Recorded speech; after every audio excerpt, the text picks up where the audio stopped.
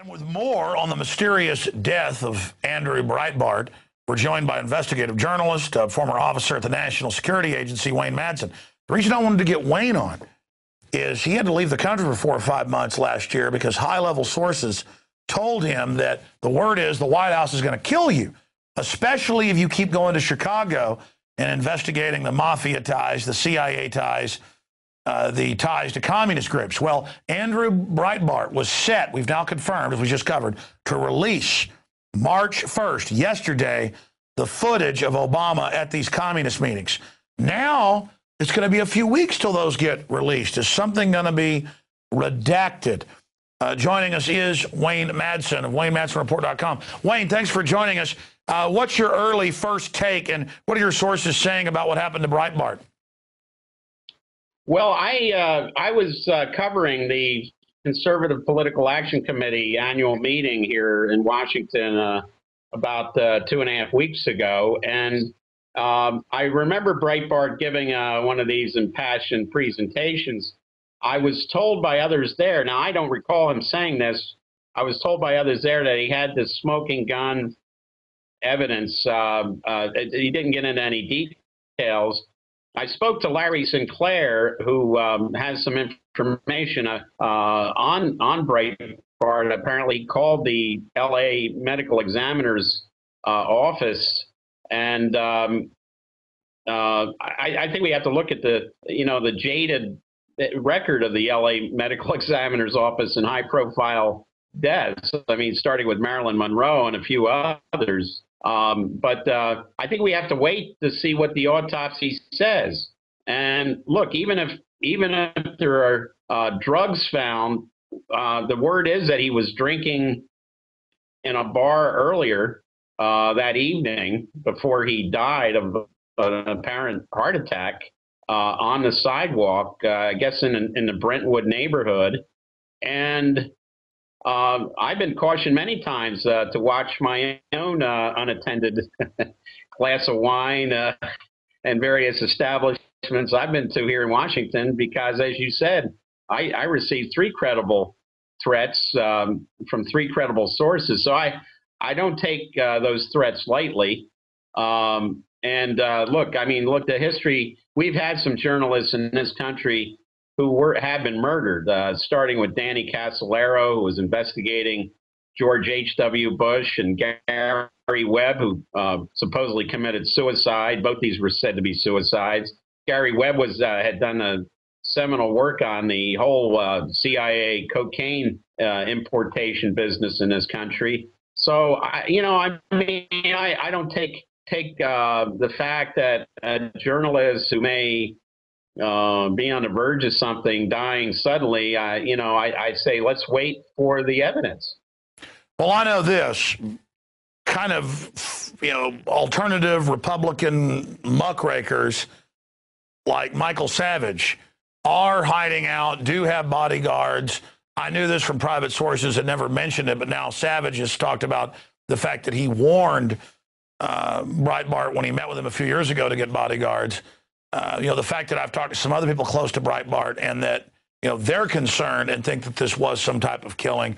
I mean, look at what Obama's doing, the people that blackmail him. He's stealing trillions of dollars and giving it in special contracts to people. And we know the Republican and Democratic power structure fight with each other over the levers. We know Obama ran Fast and Furious, all these other criminal operations. So I think we'd be foolish not to look at this suspiciously. But yeah, he could have died of drugs, heart attack, whatever. The fact that it's the day he's saying he's going to release this stuff, and then now it hasn't been released, that just sends up big red flags for me. Well, and let's look at whatever he had. If it's early footage or photographic evidence of Obama attending Marxist meetings or communist meetings, whether he was there with Bill Ayers or Bernardine Dohrn or any of these people, my contention is that Obama was selected at a very young age to infiltrate these groups. And I got word, of course, from old members of the Black Panther Party in Chicago that when he showed up, after he left that CIA job in Manhattan, when he showed up in Chicago suddenly and saying, "Hey, I'm Barry Obama, and I'm really, I'm really in with you guys here." And they told me they knew he was a plant from the very beginning because they said he was a phony. They knew he wasn't from their neighborhood, that he had been parachuted in, is the word I got, and they were, having dealt with COINTELPRO and FBI infiltrators for years. They were very suspicious of him.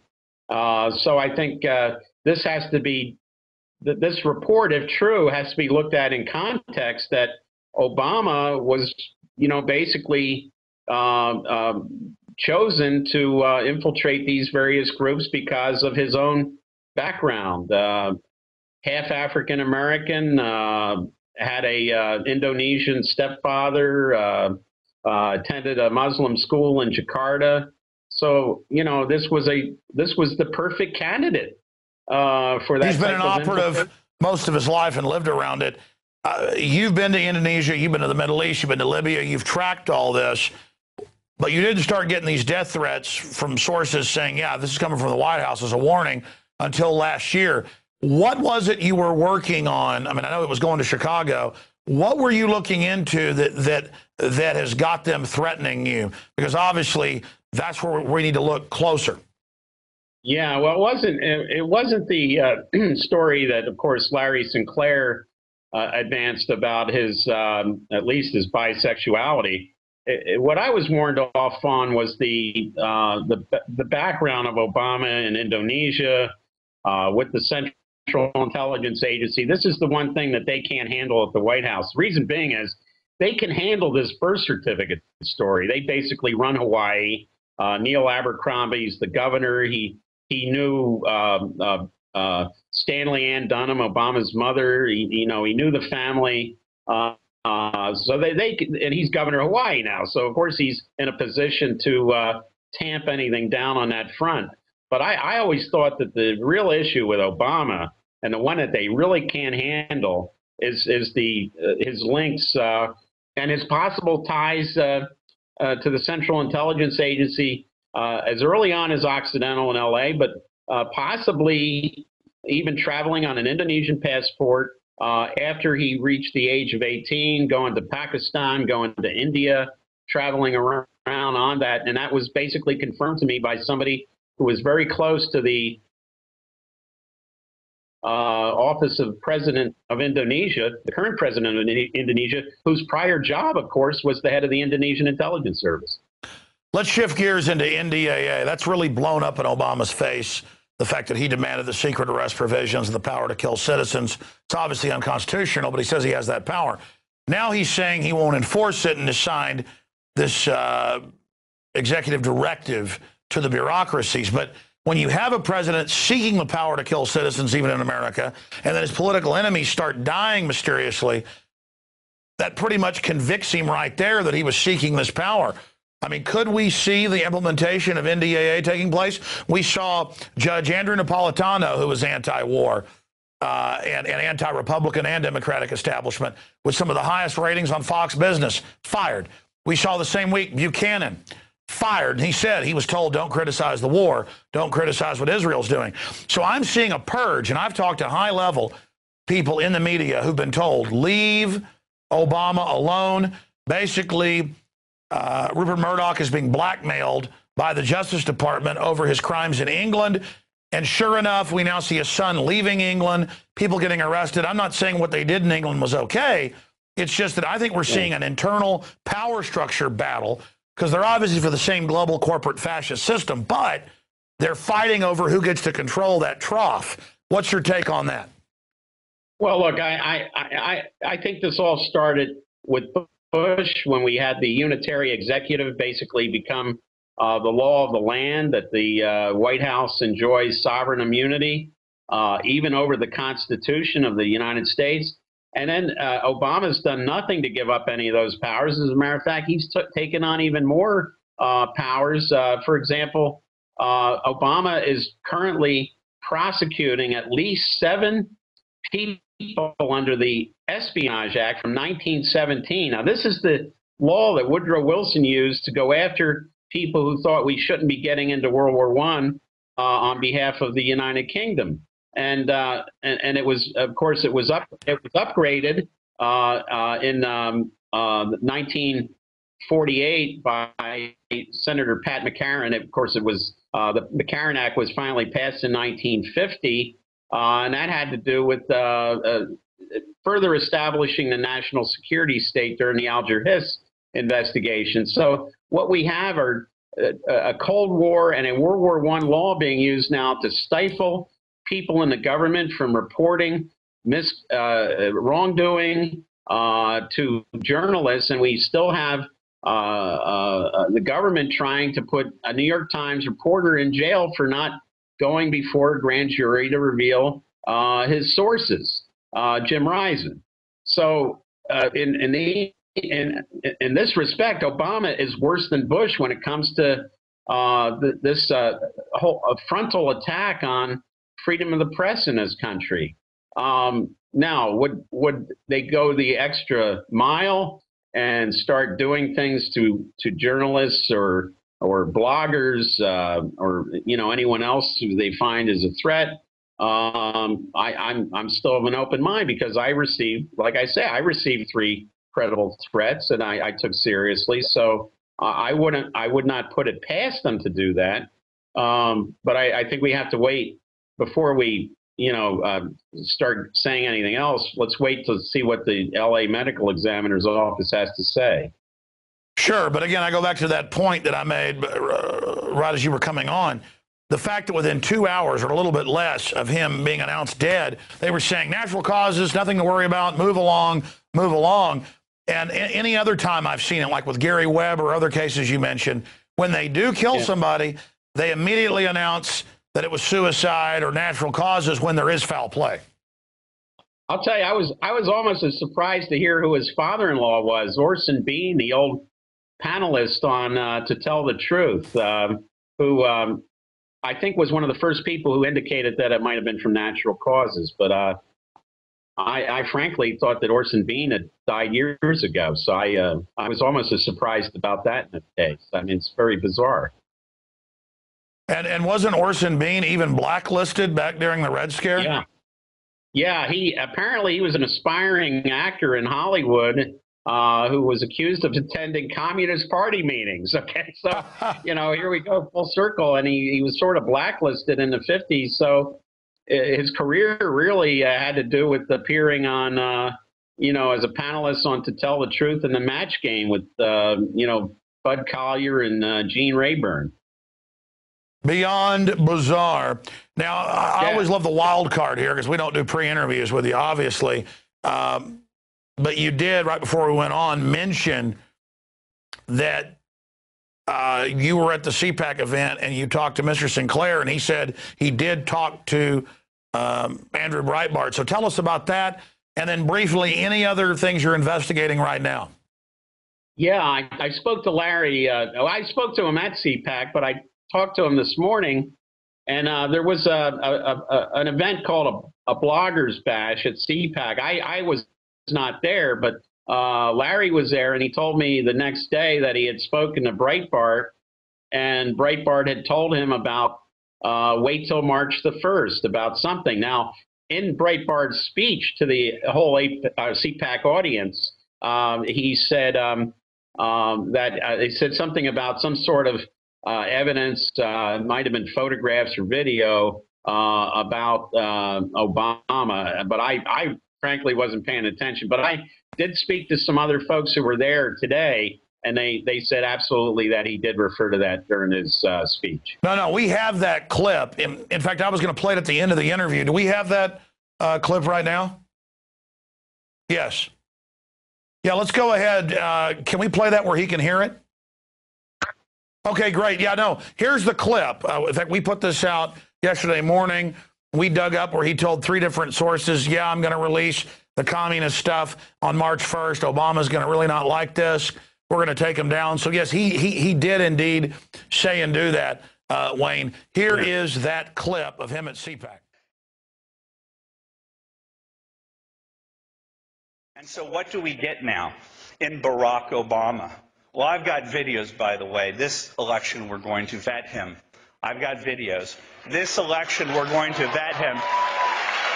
from his college days to show you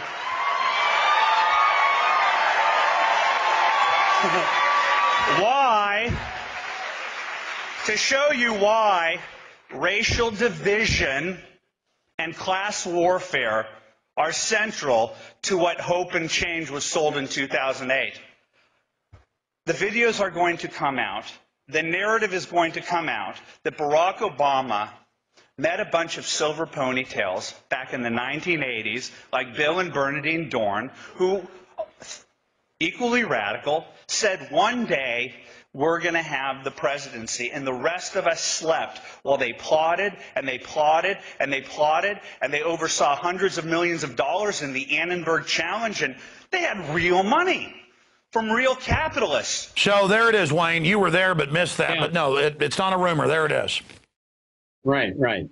And as I say, look, there's a lot of questions about Bill Ayers himself, whether he was in fact also a deep plant for the U.S. intelligence community to, basically root out, confirmed members of the Weatherman faction of the SDS. Well, why did Bill Clinton pardon so many of convicted communist bombers who had actually bombed police and people? That does point towards them actually being operatives. Yeah, and look, even Bill Clinton, we know that when he was at Oxford, he went over to Moscow, and it was thought that he was ratting out members of the National Students Association. We know that the National Students Association was jam-packed full of informants. That the leader of the National Students Association included a later congressman named Allard Lowenstein from New York, was working for the CIA at the same time that he was a leader of the National Students Association. This was a CIA front, and of course, the whole issue was to be invited to these communist-sponsored World Youth Conferences, and every place from Havana to Belgrade to Moscow and other places to start dossiers on actual rank and file, card-carrying Marxist-Leninists. So Clinton himself was thought to have turned over some information to the agency. But it's not just they're infiltrating, as you just pointed out. Sometimes they're leading the groups. They want to create their own opposition. It's like creating Al-Qaeda. They're not just infiltrating it. It's full spectrum dominance. They're creating and controlling all points on the compass so they can control the outcome. Right. It's just like the FBI now setting up these people who supposedly Muslims who they're saying, we're planning some sort of an attack. We find out that the FBI is supplying them with the weapons, with the cash, with the, everything. And this is sort of like engineered from the very beginning by the FBI, and they get some dupe or a patsy to go along with it. And then they charge that individual with some sort of conspiracy to commit some act of terrorism. It's happening all the time these days. Wayne, in closing, what are some of the other big stories you're working on right now at WayneMadsenReport.com? Well, the big story I broke yesterday was the fact that the warrantless NSA wiretapping program still exists. It's being used to target journalists and elected politicians primarily. And because of the revelations about this program, which was code-named Stellar Wind, by the way, it was never called the terrorist surveillance program. When Bush got caught doing it during his administration, they put the word out, oh, this is called the terrorist surveillance program. It was never called that. It was called the program. Then they tried to backload the terrorist part into it to say, oh, yeah, but we were doing it to catch terrorists. They were never using it against terrorists. I got very good sources on this. It said they were using this to go after journalists, people in the government who were leaking information to journalists, and elected politicians. And now, since NSA got caught, they've shifted the responsibility and the operations over to the U.S. Cyber Command, which happens to be also led by the same individual who leads the National Security Agency. In this case, is General Keith Alexander. So they've just moved it over to the cyber surveillance side of that house from the traditional NSA signals intelligence operations. which, of course, you worked in the NSA. Now, remember, same thing happened 9 years ago when Poindexter, the convicted crook of Iran-Contra, got caught spying on everything, our credit card purchases, phone calls. He was bragging. So there was a big hubbub because he was bragging to the New York Times. They were trying to post 9/11, just kind of hide it in plain view and sell the idea of total surveillance, just like they tried to sell torture in the name of fighting terror. And when he got caught doing it, they just moved it over to a private group in Virginia, which was just their front. So it's always like whack-a-mole where it just jumps around, Wayne. Yeah, and now we got to look at Stratford, too, with these this recent release of their emails. It's very clear that, look, you know, again, it's like the WikiLeaks stuff from the State Department cables. Look at the material. A lot of it's based on gossip, hearsay. Look, even so, those Stratford emails, the people that were sending in this information, their English was, you know, horrible. Well, yeah, let me stop you right there. Isn't Stratford really just a megaphone to put out Pentagon propaganda so they can act like, look, private intelligence groups are saying this? Because Stratford's based here in Austin. They even had a local radio show on 590, a piece they would do.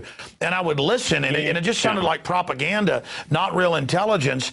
But then looking at these emails, it's like big news in Politico and everywhere today. Oh, my gosh, there was a sealed indictment against Assange. You said that on my show 8, 9, 10 months ago. Then I saw it in papers, mainstream papers. All Stratford was doing was reporting on what was already in the news, and now the media is like, it's a private intelligence group. It's like God said it because it was in an email, and you read it, it's just a bunch of garbledygook. Yeah, and they fed this stuff directly into networks like CNN and Fox would pick up on that. We know who their subscribers are now. And basically, it's the old mighty Wurlitzer, where the CIA used to feed stuff directly to the media. They even had reporters on their payroll. The mighty Wurlitzer was to put this stuff out there, disinformation, and it looks like it's just been privatized and given off to companies like Stratford, and also remember Blackwater had its own intelligence operation, Total Information Systems, which did the same type of thing. By the way, they just popped in my ear, Rob Dew. I've been out of town for a week and a half, and he just told me I was mentioned in a Stratford email. Come on in here, Dew. This is because I saw some YouTube comments going, Jones, you know, they call you a kook in Stratford, and then I just didn't even believe that. And then now you just, next time you hear this, tell me. No, I mean, come in on the air. Tell people what. Yeah, we put it on your desk this morning. They actually, it was during the Osama bin Laden death, and they were saying, basically, I wish they would put this to bed and tell the truth so crazies like Glenn Beck and Alex Jones stop complaining. So that's basically what they said in the email. And we're getting the oh wow! Right so they called me a crazy. Pretty much, yeah. And it was all. And then the guy sent us more. We got this from a listener this morning. You know what? I'm going to challenge Dr. Friedman because I've asked him on like 20 times over the years, literally. Mm-hmm. I've asked him. Oh, we're going to send our reporters down there. That's it. Because I am sick and tired. Oh, here it is. Lunatics. I'm sorry. Okay, well, next time I'm in WikiLeaks stuff, please. Yeah, I know it's crazy. This was on your desk, and we actually had it. No, I know. I'm not mad at you. I just, there's so much here. Yeah. Sorry, Wayne, breaking stuff here on air. What is it? Where am I? The government needs to make body pics available like the MXs do on OBL's pants pulled down to shut down lunatics like Alex Jones and Glenn Beck. Yeah. And that was, I guess, around the time bin Laden was killed. That had to be like a couple days after. But they were reporting that they were getting intelligence that he was being taken to Dover Air Force Base. No, I saw WikiLeaks saying that he was really, that's all bull. They put out fake intelligence to argue the other intelligence is wrong, so you believe the general story. Right. Just like they said, okay, he wasn't in a firefight, he didn't use his wife as a shield. They add all that. Well, okay, but the main story's true. It's murky. And then they blow the seals up in the aircraft. Good job, thank you. Right. Thank you. Just breaking news here. Now, Wayne, you know, live newsroom here with this stuff happening as we do this interview. I talked to a current Navy SEAL. I'm going to leave it at that. I don't want to give out too much data or they'll be able to figure out who it is. And let's just say known to my family for a decade. Well, his dad is. And he's not in SEAL Team 6, but he said the SEALs do believe that helicopter, the second one that blew up with the 20-something SEALs on it, was a hit. And now I was actually given the number to Navy SEALs, and I've been so busy I haven't gotten in touch with them. They're saying they're being told to get ready for another stage false flag. Remember Cheney 5 years ago, tried to have the SEALs attack U.S. ships. Remember that? Right. Well, I mean, yeah. I mean, I was told by a source with SEAL Team 6 or SEAL Team 2, Navy SEAL Team 2, that it was definitely, they thought that chopper was taken down to eliminate witnesses. Now we have the compound in Abbottabad being razed to the ground, and then when they're doing that, they find 2 English language Bibles where that supposedly Osama bin Laden had these secret codes. Now, why would a guy who's a Saudi Arab be putting secret codes in an English language Holy Bible? The whole thing smells. I mean, it's ridiculous at face value. And but of course the media went and reported that nonsense. I agree with you. I think Stratfor, back when there was the 2000 coup against Hugo Chavez in Venezuela, I was contacted by a Stratfor person who was really interested in where my sources were that the CIA was involved with that coup. And of course, I didn't give him any information, but he thought it was important that I find out that after I was quoted on that in a couple of newspapers, including The Guardian out of the UK and the Boston Globe, that Bush at his President's Daily Brief basically said, "Who does this, blankety blank hole think he is?" Talking about me, and he wanted to know what I thought of that. And I said, "Hey, if it's Bush that said it, I just consider the source." So Stratfor's always been involved in sort of this kind of media manipulation, which I see as just nothing more than a follow-on to Cord Meyer's and Frank Wisner Sr.'s Mighty Wurlitzer operation. Sure. In closing, now that I've been given this WikiLeaks that I'm in, where I'm being called a lunatic along with Glenn Beck by these guys, that shows that Glenn Beck's fallen out of favor with them because he'll actually expose, more of the left-right paradigm and how behind the scenes it's all run by the same group. Because I've now confirmed from Fox sources he was run out because he was going after Soros. And he was told, shut up. And to his credit, even though I don't particularly like Beck, he's done some stuff to me behind the scenes. It shows he's not, entirely bad, which is a good thing to know. I guess he's kind of like Darth Vader. There is some good in him. I want to know. Because obviously Stratfor is bad news, but then you're right, WikiLeaks is fed info that certain groups like Soros want out. So there's different camps here, but now they're getting ready to burn Assange. I'm not saying he's a CIA agent. I've always said he's being used as the front. I know you've said that. So in summation, why would the system want to burn Stratfor? I understand it's not good guy, bad guy. It's more like different arms of the same structure fighting with each other. What do you think is going on between Anonymous, WikiLeaks, and this Stratfor group?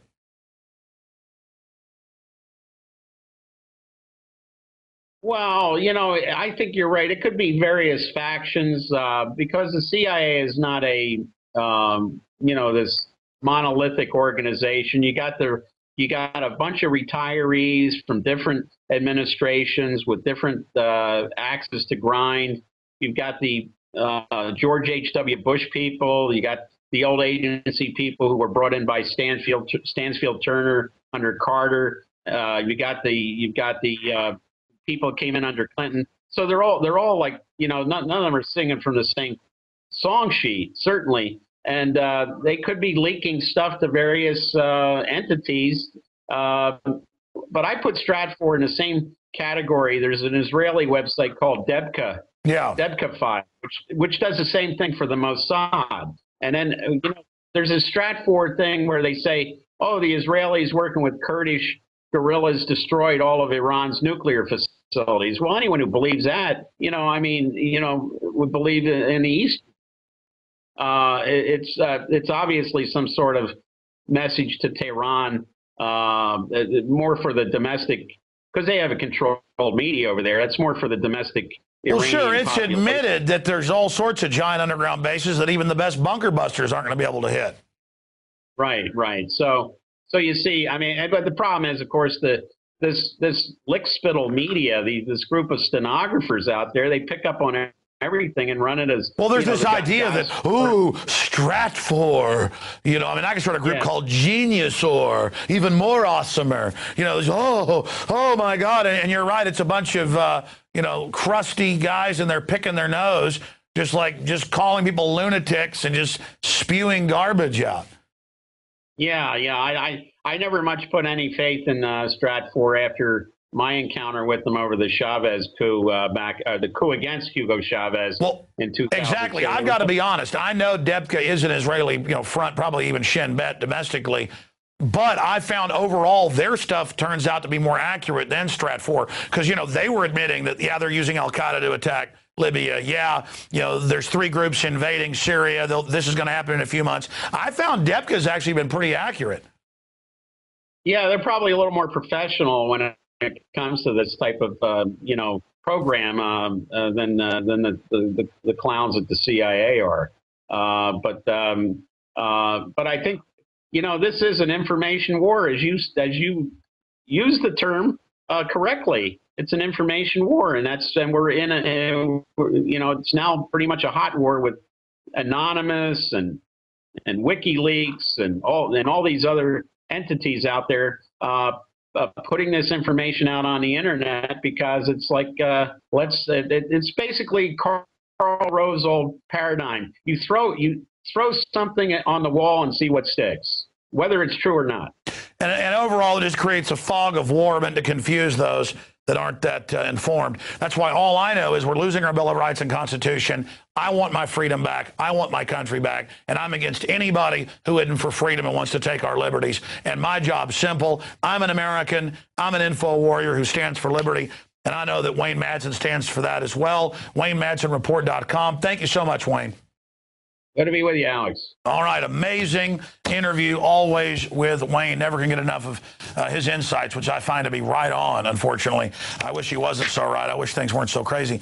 And then it's on my desk. It's like and I was seeing this stuff on YouTube comments like, hey, when are you going to talk about the Stratfor thing?